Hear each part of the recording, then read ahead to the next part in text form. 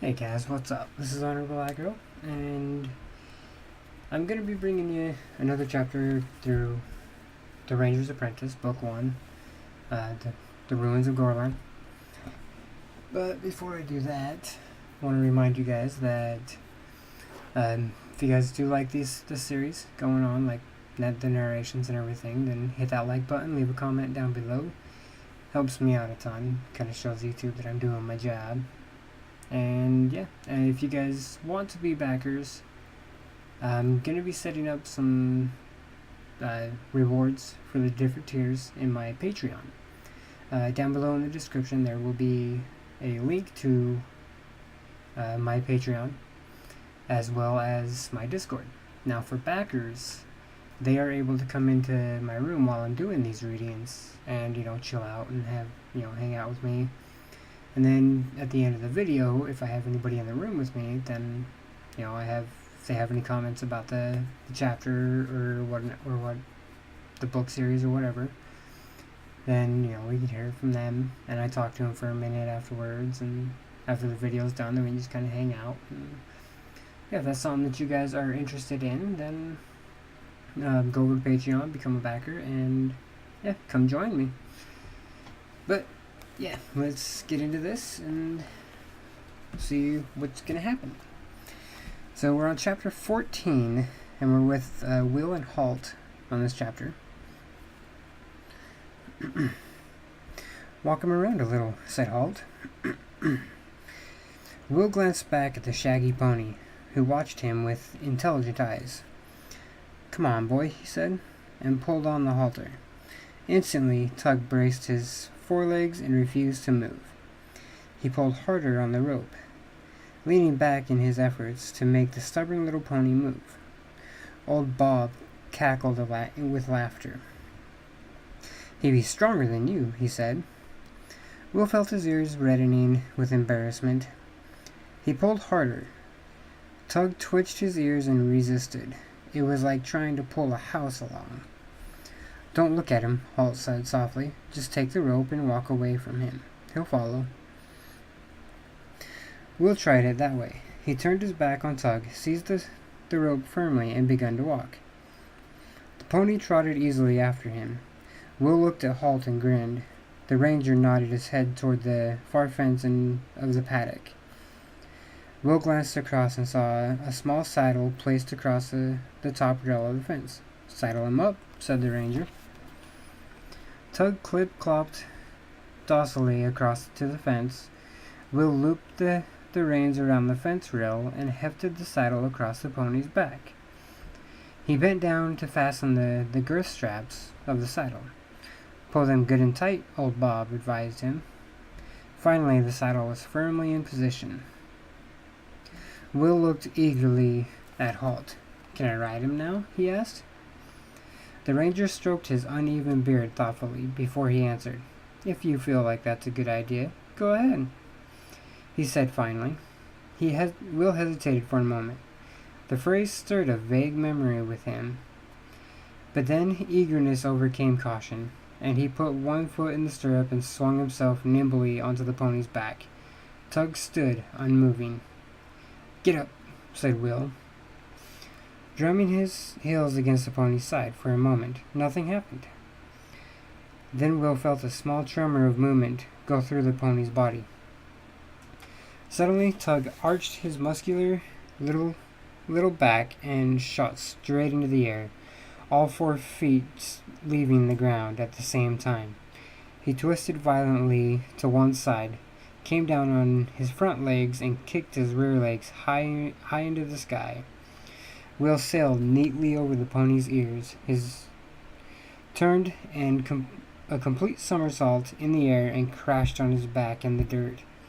He picked himself up, rubbing his back. Tug stood nearby, ears up, watching him intently. Now why did you go and do a silly thing like that? The eye seemed to say. Old Bob leaned against the fence, sides heaving with laughter. Will looked at Halt. What did I do wrong? He asked. Halt ducked under the fence rails and walked across to where Tug stood watching the two of them expectantly. He handed the bridle back to Will, then laid one hand on his shoulder. "Nothing, if this was an ordinary horse," he said, "but Tug has been trained as a ranger horse." "What's the difference?" Will interpreted angrily, and Halt held his hand up for silence. "The difference is, each ranger horse has to be asked before a rider mounts him for the first time," said Halt. "They're trained that way so that they can never be stolen." Will scratched his head. "I've never heard of such a thing," he said. Old Bob smiled as he walked forward. "Not too many folk have," he said. "That's why ranger horses never get stolen." "Well," said Will, "what do you say to a ranger horse before you mount him?" Halt shrugged. "It varies from horse to horse. Each one responds to a different request." He gestured towards the larger horse. "My horse, for example, responds to the words, 'Permets moi?'" "Permets moi," Will echoed. "What sort of words are they?" "They're Gaelic. They mean, 'Will you allow me?'" "His parents came from Gaelica, you see," Halt explained. Then he turned to old Bob. "What are the words for Tug here, Bob?" Bob screwed up his eyes, pretending that he couldn't remember. Then his face cleared. "Oh yes, I recall," he said. "This Anir, he needs to be asked, 'Do you mind?' before you get on his back." "Do you mind?" Will repeated, and Bob shook his head. "Don't say it to me, youngster. Say it to the horse's ear." Feeling a little silly, and not at all sure that the others weren't having a joke at his expense, Will stepped forward and said softly in Tug's ear, "Do you mind?" Tug whinnied softly. Will looked doubtfully at the two men, and Bob nodded encouragement. "Go on, climb on now. Young Tug won't harm ye now." Very carefully, Will swung himself onto the pony's shaggy back once again. His back still ached from the previous attempt. He sat there a moment. Nothing happened. Then he tapped his heels gently to Tug's ribs. "Come on, boy," he said softly. Tug's ears twitched up, and he stepped forward at an easy walk. Still cautious, Will let him walk around the paddock once or twice, then tapped again with his heels. Tug broke into a gentle trot. Will moved easily to the rhythm of the horse's movement, and Halt looked on approvingly. The boy was an instinctive rider. The ranger unclipped the short length of rope that held the paddock gate closed, and swung the gate open. "Take him out, Will," he called, "and see what he can really do." Obediently, Will turned the pony toward the gate, and, as they passed through into the open ground beyond, tapped once more with his heels. He felt the muscular little body beneath him bunch momentarily, then Tug broke into a fast gallop. The wind rushed past Will's ears as he leaned forward over the pony's neck, encouraging him to even greater speed. Tug's ears pricked upward in response, and he went even faster than before. He was like the wind. His short legs were a blur of motion as he carried the boy at full speed toward the edge of the trees. Gently, not sure how the pony would react, Will applied pressure to the left-hand rein. Instantly, Tug veered to the left, racing away from the trees at an angle. Will kept a gentle pressure on the reins until Tug was headed once again back toward the paddock.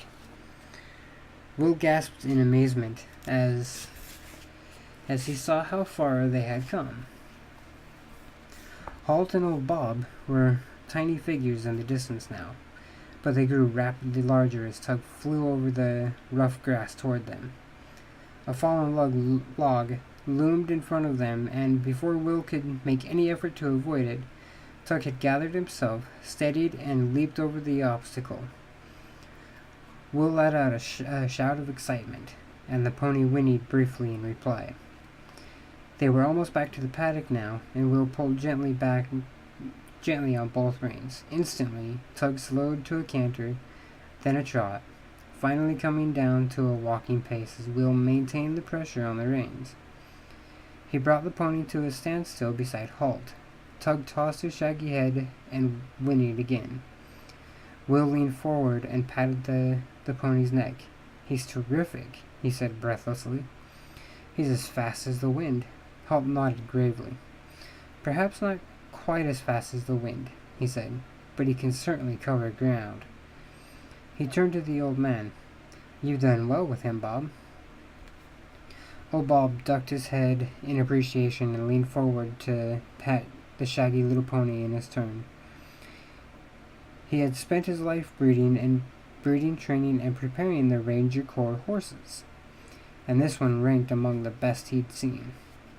"He'll keep that pace all day," he said fondly. "Run them fat battle horses into the ground till the sun will. Youngster rides him well too, Ranger, don't he?" Halt stroked his beard. "Not too badly," he said. Bob was scandalized. "Not too badly? You're a hard man, Ranger. Youngster sat him light as a feather through that jump." The old man looked up at Will, sitting astride the pony, and nodded in appreciation. He don't saw away at them reins like some do, neither. Got a light touch with a horse's soft mouth, he has. Will grinned at the old horse trainer's praise. He sneaked a quick look at Halt, but the ranger was as grave-faced as ever. He never smiles, Will thought to himself.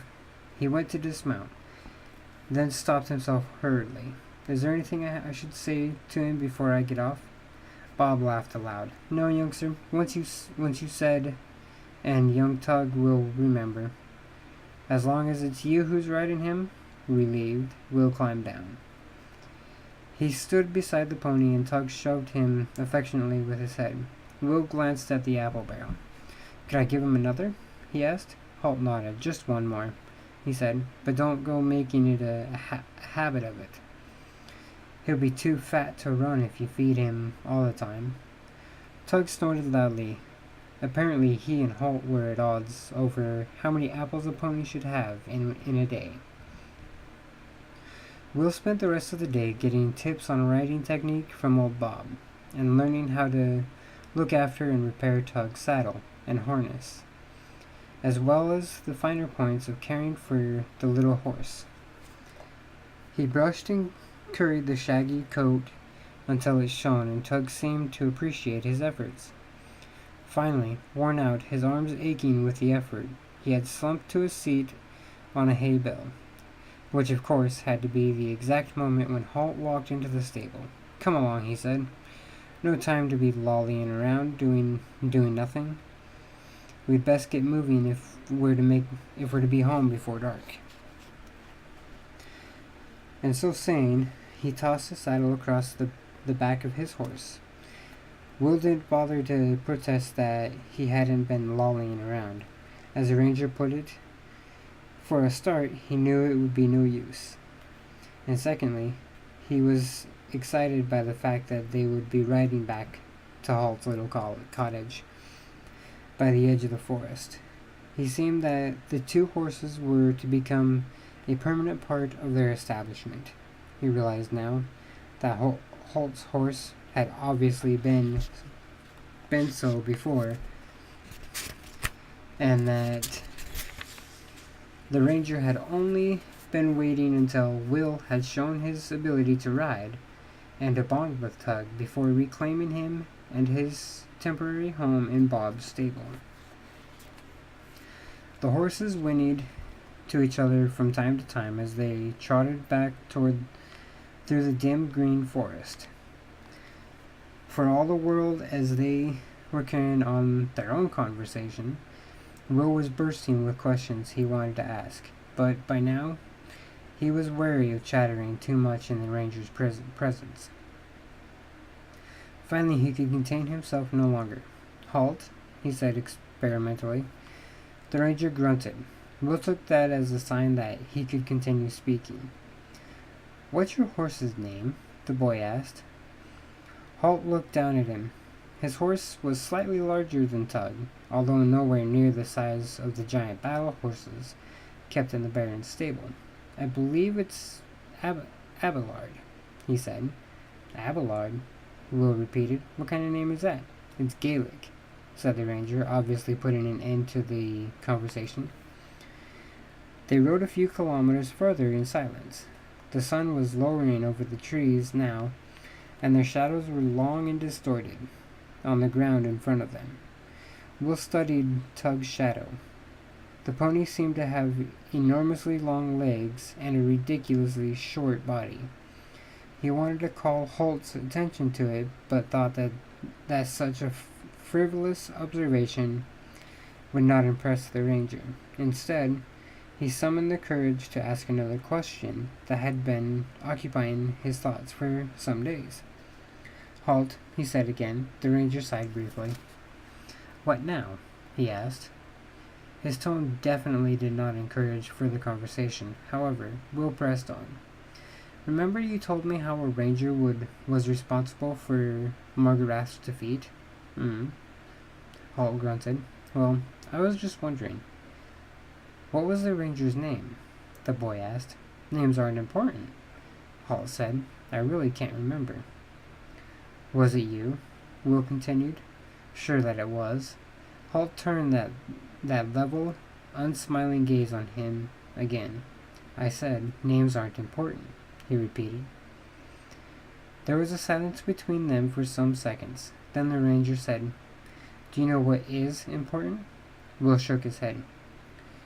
Supper is important, said the ranger, and we'll be late for it if we don't hurry.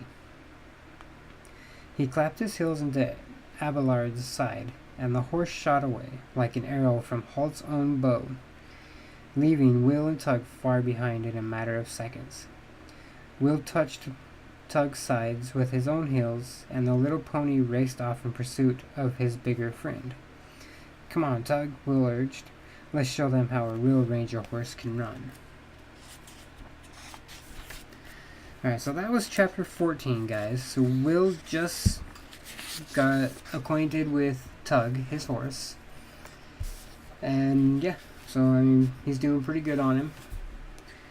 Hopefully you guys enjoyed it. If you guys did, sorry I haven't really read lately. But yeah, if you guys did enjoy it, hit that like button down below, leave a comment for me. And remember, if you guys want to come join me in the readings, to come hang out, join my Discord, become a backer as well, to get access to the channel. If you guys do become backers, I will see your name in my list on my Patreon page, and I will message you on there, seeing what your Discord name is, and then I will grant you access to that tier of rewards for my Discord. There will be more rewards coming as well to my Patreon backers. I'm working on currently some shirts, hoodies, bandanas, stuff like that, with the Agronaut logo on them. And yeah, so hopefully you guys enjoyed it, and hopefully I will see you guys next time, and have a good night.